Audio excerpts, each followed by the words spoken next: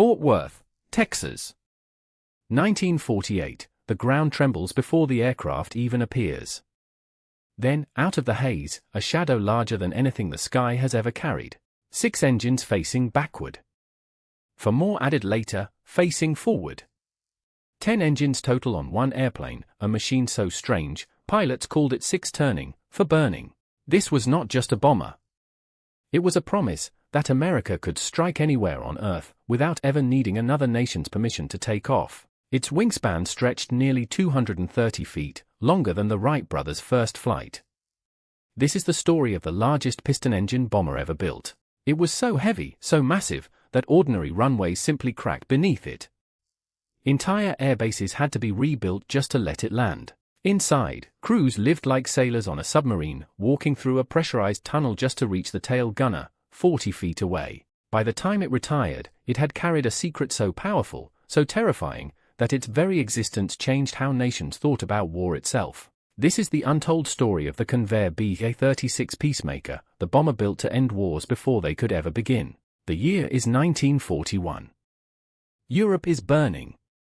In Washington, military planners face a nightmare scenario. What if Britain falls and America loses its last base near Germany? Without British airfields, American bombers would have no way to reach Nazi Germany.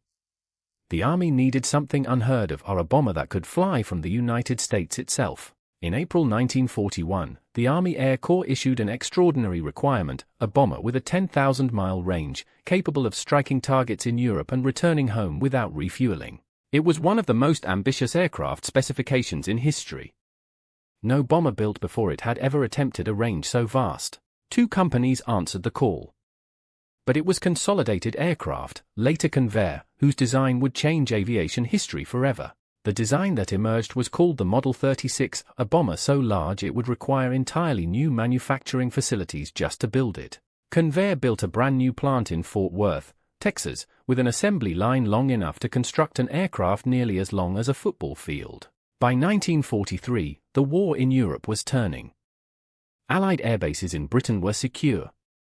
The original threat that inspired the bomber had faded, but planners looked further ahead, toward the Pacific, and toward a new rival emerging even before the war's end, the Soviet Union. Development slowed, then resumed with new urgency. If a future war meant striking targets deep inside Soviet territory, only a giant like this could do it. On August 8, 1946, the first prototype rolled out of the hangar. Engineers and workers who had spent years on the project finally saw it whole. Its single-wheel main landing gear was so massive it could crush ordinary runways. A problem that would haunt the program for years to come. Every element of this aircraft pushed the limits of 1940s engineering.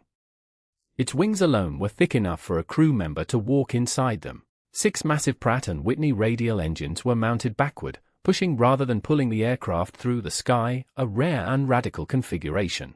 Pusher propellers meant cleaner airflow over the wings, and less noise for the crew inside, but it also meant engines running dangerously hot. Later, engineers added jet engines in underwing pods, boosting speed for takeoff and combat. Pilots gave the plane a new nickname, 6 turning, for burning. Its wingspan measured 230 feet, wider than a Boeing 747.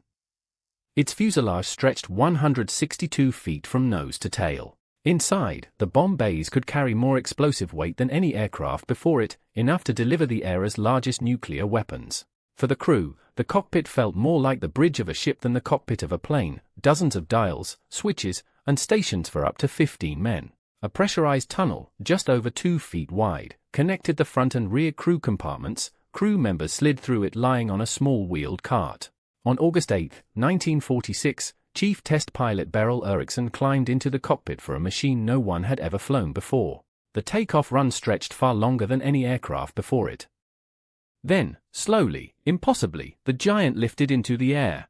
Its single main landing gear wheels, each over 9 feet tall, proved a serious flaw, too heavy for all but a handful of runways on Earth. Engineers redesigned the gear entirely, replacing the single wheel with a 4-wheel bogie, spreading the aircraft's weight and finally letting it use existing airfields. Test flights revealed engine fires, cooling failures, and vibration problems.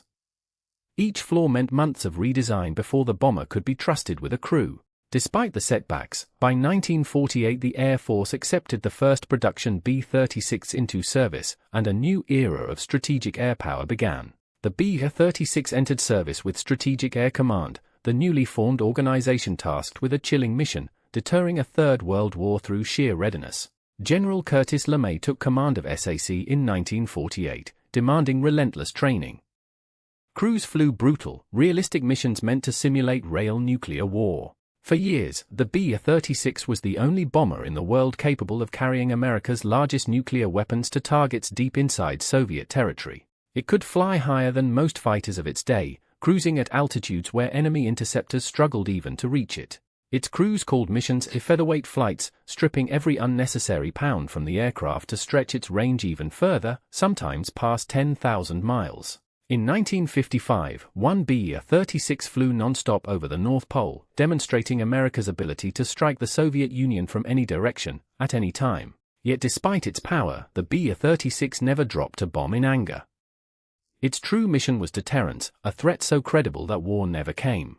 Critics called it a billion-dollar blunder, vulnerable, slow, and expensive. Supporters called it the backbone of American nuclear deterrence. The debate never fully settled. As jet technology matured, the B-36 piston engines began to feel like relics of another era, reliable, but no longer at the cutting edge. By the mid-1950s, a new bomber loomed on the horizon, sleeker, faster, all-jet. The Boeing B-52 Stratofortress was coming, and it would change everything. Through the 1950s, over 380 B-36 served across Strategic Air Command bases, forming the core of America's nuclear deterrent for nearly a decade. In February 1959, the last B-36 made its final flight, landing at an Air Force museum in Texas. An era of American airpower quietly came to an end. The B-36 never fired a shot in combat. Yet historians argue it may have done more to prevent World War III than any weapon ever built. It proved that a nation's air force could hold any point on the globe at risk, a concept that still defines nuclear strategy today. It bridged two eras of aviation, born from propeller-driven doctrine, retired at the dawn of the jet and missile age. A bridge between two worlds.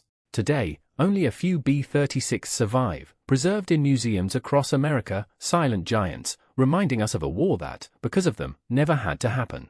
Was the B-36 a masterpiece or a mistake? The truth is more complicated.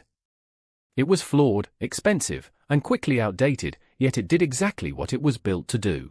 It kept the peace not through combat, but through presence, a visible, undeniable symbol of strength that no adversary dared test directly. In the end, the Peacemaker earned its name, not for what it destroyed, but for the war it helped ensure never began. Today, when visitors walk beneath its wings in a quiet museum hangar, they stand in the shadow of the largest bomber ever to fly for the United States. 6 decades later, its silhouette still tells a story of ambition, engineering, and a peace bought by the mere threat of overwhelming force. The Convair B-36 Peacemaker. Born from fear. Built for deterrence. Remembered as the giant that helped keep the peace it was never.